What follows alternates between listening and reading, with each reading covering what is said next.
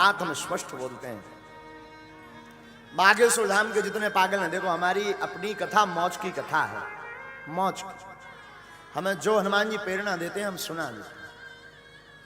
कोई हमारी तैयारी नहीं होती है कि हम कुछ पढ़ते हों, समय उतना नहीं है, जो जितना थोड़ा बहुत मिल जाता आत्ममंथन का समय तो थोड़ा बहुत करके वो चले आते हैं।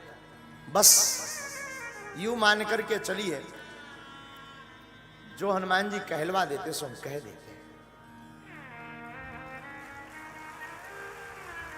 और जितने भी बागेश्वर धाम के श्रोता हैं वो पूरी बात जरूर सुना करें, अधूरी बात में तुम फिसल जाओगे हमारी, क्योंकि हम कभी कुछ कहेंगे कभी कुछ कहेंगे, ये पक्का है। क्योंकि हमारी रेलवे गाड़ी का ट्रेन का कोई स्टेशन फिक्स नहीं, कहां पर रुके कोई ठिकाना नहीं। इसलिए या तो हमारा श्रोता बागेश्वर धाम की पीठ का श्रोता बनना नहीं, बनना तो ऐसा बनना कि पूरा सुन सको, वरना पचा नहीं पाओगे, अपच हो जाएगा। हाँ, बहुत लोग हमसे पूछते हैं महाराज जी आप स्पर्श क्यों नहीं कराते, प्रणाम क्यों नहीं कराते, छुबाते क्यों नहीं अपने आप को। उसके पीछे कोई कारण नहीं है, उसके पीछे दो कारण है। एक तो हमारी गुरु जी की साधना है, उसमें हम मुकदर लिए रहते हैं, तो मुकदर के कारण छुआछूत से हम बचते हैं। बहुत से लोग मदिरा पान करके आ जाते हैं, बहुत से लोग गंदा भोजन खाकर आ जाते हैं, बहुत से लोग लहसुन प्याज खा करके आ जाते हैं, तो ना प्रणाम करवाना। और हम सब में राम जी के दर्शन करते हैं, तो फिर राम जी से प्रणाम कैसे करवाएं। हमारा मतलब ये नहीं है कि हम बहुत वो हैं। हम जब चौपाई बोलते हैं सिया राममय सब जग जानी करऊ प्रणाम जोर जुग पानी, हम स्वयं आपको प्रणाम करवा रहे हैं, फिर क्या आपसे खाक करवाएं। लोगों को लगता है कि महाराज जी छुआछूत फैला रहे हैं, हम तो साधुओं उस पीठ से उठे हैं, उस पीठ के सेवादार हैं, जहां ना राजा है, जहां ना कोई प्रजा है, जहां ना कोई छोटा है ना कोई बड़ा है। उस पीठ से हम आए हैं। साधुओं, जिन राम की हम कथा सुना रहे हैं वो राम भी सबरी के घर जाकर के बेर खाते हैं, हम तो उनके दास हैं। और पूर्व काल में भी जातियां थी, परंतु जातिवाद नहीं था। इसलिए हम पूरी बात बोलेंगे आप सबको कि हमारी कथा सुनने के लिए सबसे पहले एक बात गांठ बांध लें, पूरी बात सुनाकर अधूरा ज्ञान आपको घाटा दे जाएगा।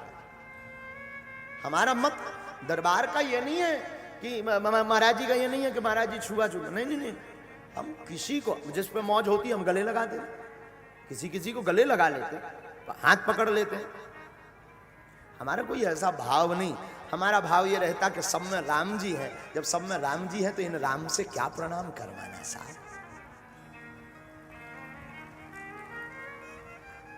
और एक बात, बागेश्वर धाम का दरबार 2 दिन का लगता है, 2-3 दिन, तो बाकी हम बहुत से ऐसे श्रोता हैं बागेश्वर धाम के पागल के पूरी कथा सुनने के लिए प्रदेशों से, महाराष्ट्र, गुजरात, दिल्ली से दौड़े चले आते हैं साहब, दौड़े चले आते हैं। सच कहे हम बहुत भाग्यशाली हैं कि हम अपना कुछ परोस पाते हैं। और ऐसे अनेक पागल हैं यहाँ पर, बहुत से बच्चे ऐसे यहाँ बैठे हैं जो 4-4, 6-6, 8-8, 10-10 कथाएं सुन चुके, पूरी जहां होती वहीं पहुंच जाते हैं। वो पागल वहीं पहुंच जाते हैं। लगभग 2000 भक्त ऐसे परमानेंट फिक्स हैं बागेश्वर धाम की व्यासपीठ के कि भारत में कहीं पर भी कथा हो वो जरूर जाएंगे, कहीं पर भी कथा हो, भले ही 5 दिन के लिए जाए, कोई 2 दिन के लिए काम छोड़ करके। हमें कभी लगने लगता ये हमसे बड़े वाले पागल हैं, और होना भी चाहिए।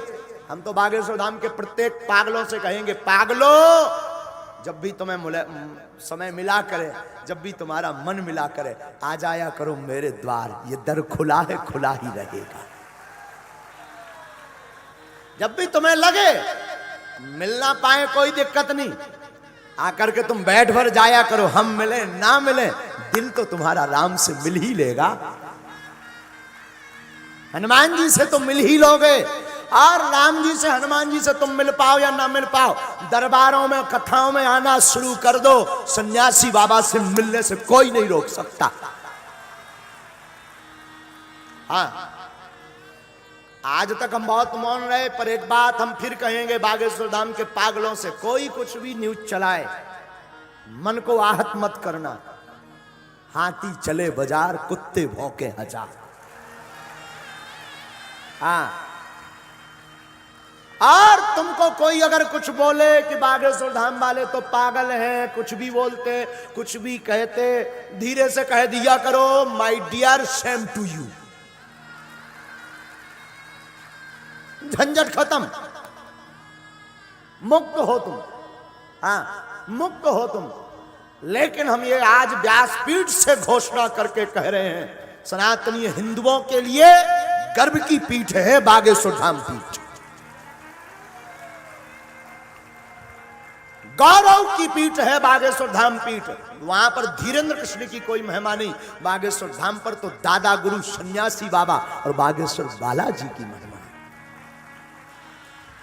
और अगर कोई कह रहा दरबार के बारे में, हमारे बारे में, कुछ भी बोले, बोलने दो, पागलों को कोई फर्क। मीराबाई जब दीवानी बनी थी तो क्या नहीं कहा था, जहर दिया था, पागल कहा था, चरित्र न जाने कौन कौन से लांछन लगाए थे मीरा के ऊपर, क्या क्या नहीं बोला मीरा को। पर क्या मीरा ने गोविंद के सामने नाचना बंद किया? अगर वो नाचना बंद कर देती लोगों के कहने पर, तो क्या तुम मीरा की कथा सुनते? मीरा को तब माना जब उसने संसार की बेड़ियों को तोड़ दिया और कृष्ण से मिलने पहुंच गई। और तुम भी, अब हम प्रत्येक बागेश्वर धाम के साधकों से कहेंगे, प्रतिदिन तिलक लगाना शुरू कर दो और बागेश्वर धाम की माला डालना शुरू कर दो। और कोई तुमसे पूछे तो कह देना, लगा के आग दौलत में हमने ये शौक पाले हैं। लगा के आग दौलत में हमने ये शौक पाले हैं। कोई पूछे तो कह देना हम बागेश्वर वाले हैं। हाँ, दुनिया क्या कर रही, तुम बहुत बच्चों का मन खिन्न रहता। आज भी हमारे पास 2-3 चिट्ठियां भेजी बच्चों ने, महाराज जी ऐसा ऐसा न्यूज। न्यूज का काम है साहब, कुछ तो बोलेंगे लोग। जब तक हम जिंदा हैं हमारी निंदा है, निंदा करने दो ना। उनको भी अपना मानो, हम तो उनको कहते हैं वो हमारे सगे रिश्तेदार हैं, तब तो वो हमें शिक्षा दे रहे हैं। कोई अगर बोले तो तुम अपना मन खिन्न मत किया करो, कोई दिक्कत नहीं, कोई कुछ बोले मुस्कुराया करो। लेकिन जिसने हमें जाना नहीं वो बोलेगा, जो पहचान जाता वो बोलता नहीं, वो तो सिर्फ मुस्कुराता। क्योंकि हम साधारण हैं, कोई महापुरुष नहीं, भगवान तो हम है ही नहीं, साधारण एक दास है। अब दरबार के बारे में हम एक चर्चा पहले बता दें, फिर कथा को स्पर्श करेंगे। साधुओं, चिट्ठियां बहुत, पत्र आते हैं, पत्र में अपनी परेशानी ना बताएं। कोई ऐसी जिज्ञासा हो जो बताने योग्य, छोटी छोटी बातें भेज करके चिट्ठियां भेज देते हो। लाखों चिट्ठी हो गई, हम पढ़ नहीं पाएंगे। कौन है कहाँ की कहाँ, अब हम पढ़ ही नहीं पाते, इतना समय नहीं हम पे। खाने का हम पे समय नहीं, पीने का हम पे समय नहीं, भोजन हम कर नहीं पाते हैं, जलपान भी ठीक से, रात और दिन का काम। हमारा निवेदन है, दरबार में आओ। 3 दिन का दरबार लगता, दरबार में 3 दिन का ही मूड बना के आओ। 3 दिन के बाद फिर रुको तो दरबार के नाम से नहीं, द्वार के नाम से रुको। तो ये मान के चलना कि अब हम कथा के द्वार में बैठे हैं, फिर कथा के द्वार में दरबार नहीं। ये बिल्कुल गांठ बांध लो। पता नहीं ये बात हमने क्यों बोली, किसी को बुरा लगा हो तो सॉरी भी नहीं बोलेंगे, ये भी तय है। हाँ, हम बहुत उल्टे आदमी हैं, तुम कहो कि सॉरी बोलो तो नो, तुम मत सुनना।